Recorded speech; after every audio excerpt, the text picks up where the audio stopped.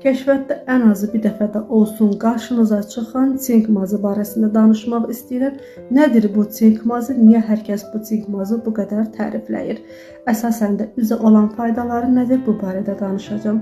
Çink mazının tərkibində olan antibakterial maddələr üzdəki iltihabı götürür və sanaqları qurudur.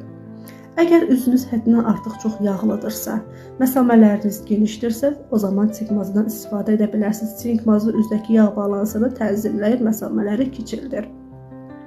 Üzünüz və yaxud da ki, çox qıcıqlanırsa, qızarmalar varsa, o zaman yenə də çink mazından istifadə edə bilərsiniz. Qışın soyuq küləyindən, yayın yandırıcı günəş şüalarından üzünüzü çink mazı vasitəsilə qoruya bilərsiniz. Və çink mazının ən önəmli, ən çox sevdiyim xüsusiyyəti odur ki, üzdəki ləkələri açır. İndi qarşıdan yayda gəlir və əsasən də yay ayında üzünüzə düşən o pigment ləkələrdən qorunmaq istəyirsinizsə, pigment ləkələrinin rəngini açmaq istəyirsinizsə, çink mazından istifadə edə bilərsiniz. Apteklərdə çox ucuz qiymətə satılan çink mazı hər kəs alıb istifadə edə bilər. Axşam üstü nazik təbəqə halında üzünüzə çəkib və yumağa da ehtiyac yoxdur. Bu qədər.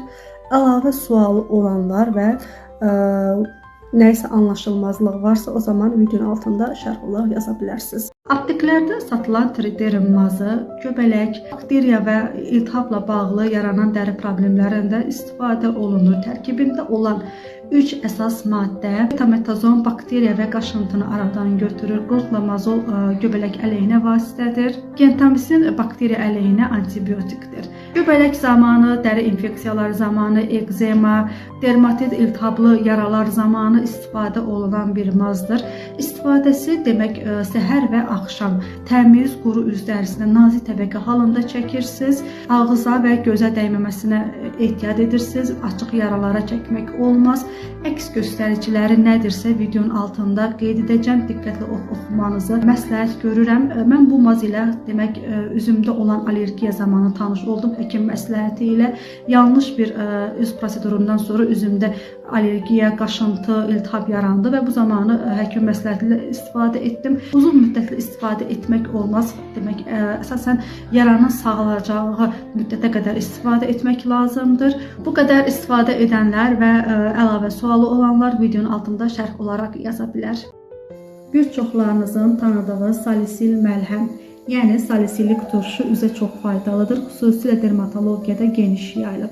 Əsas faydaları nədir? Əgər üzünüzdə akneləriniz, ləkələriniz, sanaqlarınız varsa, o zaman salisil məlhəmindən istifadə edə bilərsiniz. Üzünüz yağlıdırsa, o zaman salisil məlhəm üzdəki olan yağ balansını tənzimləyir və üzdəki iltihabı aradan götürür. Üzü yüngül şəkildə peeling edir, üst təbəqəsini yüngül şəkildə soyur. Buna görə məsləhət görürəm ki, bu məlhəmi yalnız axşamlar istifadə edəsiniz və gündüzlər üzünüzə günəş kremi vurmağı unutmayın.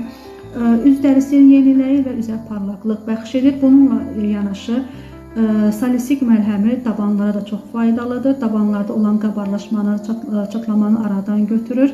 Yüngül şəkildə çəkirsiniz dabanınıza və dabanınızda olan ölü dərini götürür və dabanı yumşaldır. İstifadə qaydası, yan təsirləri videonun altında qeyd etmişəm. İstifadə edənlər varsa, xeyrini görənlər varsa və yaxud da ki, sualı olanlar varsa videonun altına yazın, birlikdə müzakirə edək. Bu qədər, hər zaman baxımlı və gözəl olun.